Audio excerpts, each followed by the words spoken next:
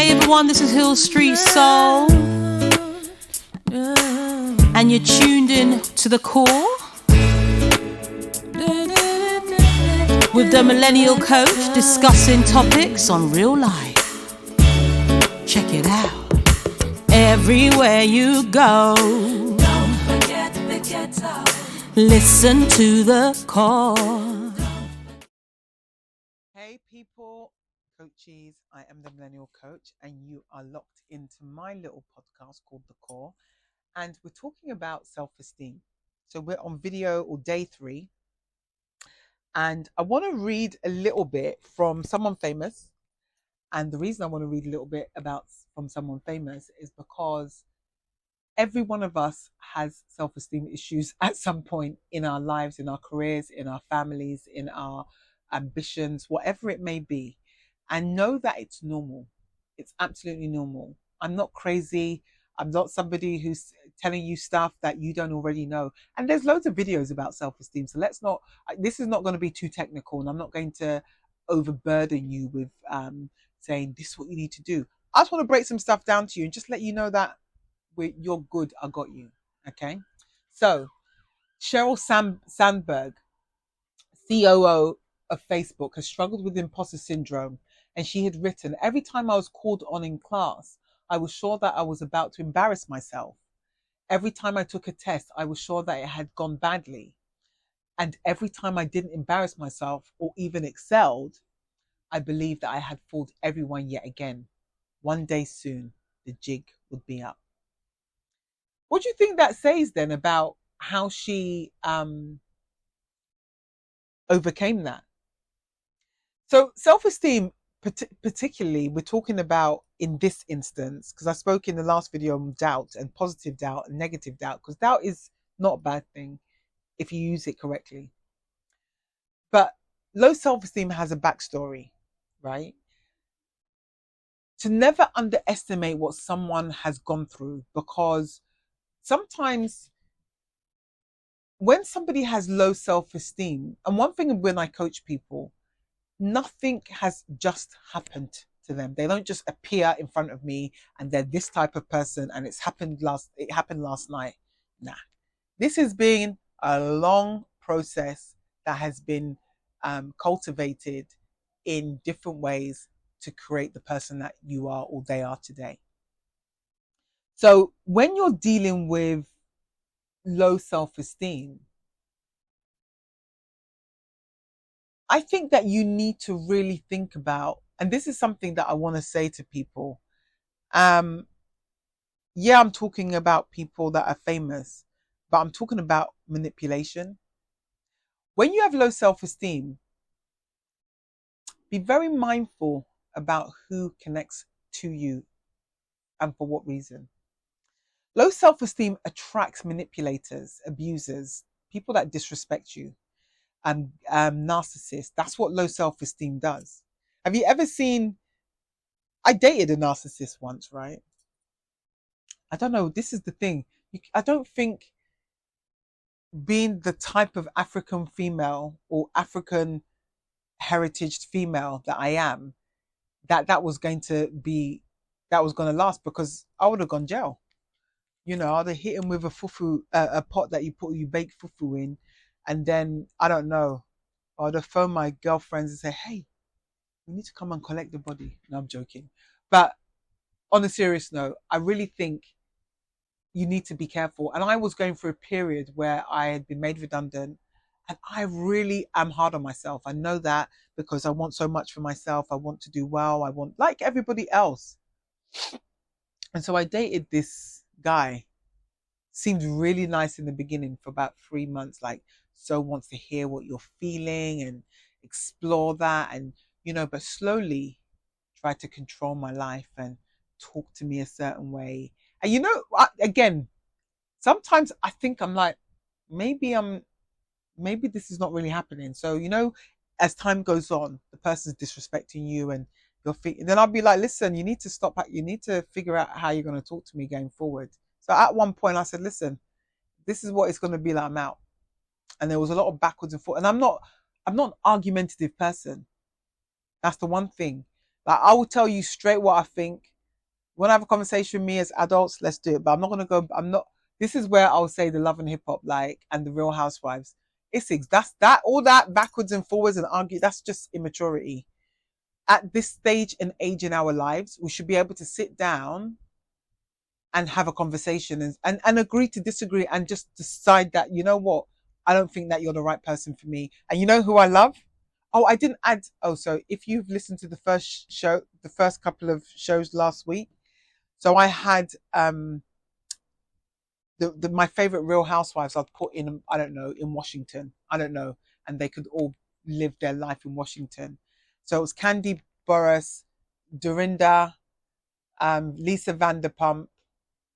And who else was there? There's Lisa Vanderpump, and there was someone from, but I forgot, Heather Dubrow. Heather Dubrow, I don't know if she's related to Tupac on the low.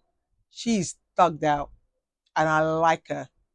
When she told Shannon, Shannon, that this is not a threat, this is a promise, I was even scared, and I'm all the way in London. So I just want to put that out there. But low self-esteem, in terms of when someone starts talking to you crazy and you actually identify it, know that you are not crazy. This is what narcissists do, and manipulators. They will say things to try to create some type of reaction. And people with low self-esteem, I'm saying we because we become reactive, but I'm the kind of person, you keep doing that nonsense, and I eventually stopped reacting. You do something. So the guy started doing stuff after about 2 years, started doing stuff. And then, so what I would do, because I knew, so I had planned, so it was probably January, and I decided, right, this year I'm leaving this idiot. And so I'll say, I need to borrow the car, I need to go and do some errands for my mum. I'll be collecting all my stuff, bringing it back to my parents' house. Because I had I've got a lot of clothes. What woman hasn't? So but he wouldn't even notice, he's so dumb. Right, so I'll be bringing back stuff and I'll be collecting things, and so slowly I'll just be shifting. This took a few months, shifting my thing, because he was a little bit cuckoo, so I'll be shifting my things slowly, and then he would do things to try and get a reaction. And then he had the expectation, you're being disrespectful, you think, me, cook, you must be on crack. I was like, no.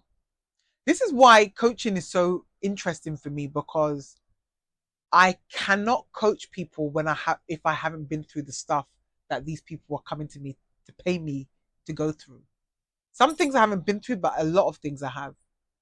And the thing is, you can apply dynamics to different scenarios. It doesn't have to be narcissists in the workplace. And although we have a lot of those, but the behaviors are not different.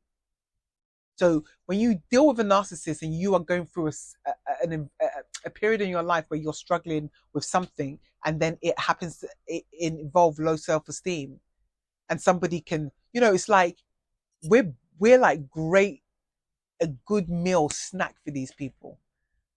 When people have low self-esteem, you are like, Goldilocks and the wolf. That you're like a huge meal for these people. So self-esteem really can impact you in a way that I don't think some people don't come back from. They completely lose themselves when someone takes advantage and manipulates them. They'll be coming home. The man will start telling me about he's hungry. I said, I'm not hungry. You know me, I've gone to eat. I've taken myself to, I don't know, to go and have steak somewhere. Me, cook. For you, you're disrespect. Nah. I'm not going to argue about your behavior. I'm just collecting my things. So when he travels to wherever country to go and see his children, then I'm out. Peace. It was nice to meet you. But the thing with people, why confidence is important, you have to love yourself first. You can't, there's no way that you can allow someone to disrespect you and you love yourself. It's impossible. You can't even like yourself. It's impossible. In the workplace, when people are disrespecting you and you keep quiet, it's impossible that you like yourself. When you love yourself, manipulators, abusers, they will be bounded. That circle, that boundary, that circle you've put around you of love. Because these people, a lot of these manipulators, they're not happy.